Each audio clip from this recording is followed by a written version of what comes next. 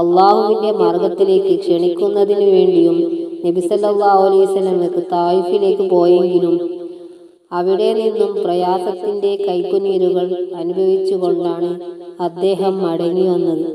ദീനിനെ സംരക്ഷിക്കുവാൻ വേണ്ടി തന്റെ അനുചരന്മാരുടെ അബിസിനിയയിലേക്കുള്ള യാത്രയും താൻ കൊണ്ടുവന്ന ആദർശത്തെ മക്കയിലുള്ള ആളുകൾ അവഗണിച്ചതും തനിക്കെതിരെ എന്തും ചെയ്യാൻ അവർ ധൈര്യം കാണിച്ചതും എല്ലാം നബി സല്ലല്ലാഹു അലൈഹി വസല്ലമയുടെ മനസ്സിനെ വല്ലാതെ വേദനിപ്പിച്ച കാര്യങ്ങളായിരുന്നു.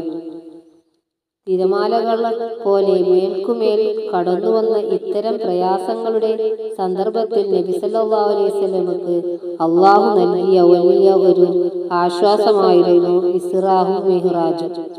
ആരൊക്കെ പ്രവാചകനെ അവഗണിച്ചാലും കുറ്റപ്പെടുത്തിയാലും അള്ളാഹുവിന്റെ മാർഗത്തിൽ അള്ളാഹു പ്രവാചകനെ സഹായിക്കുക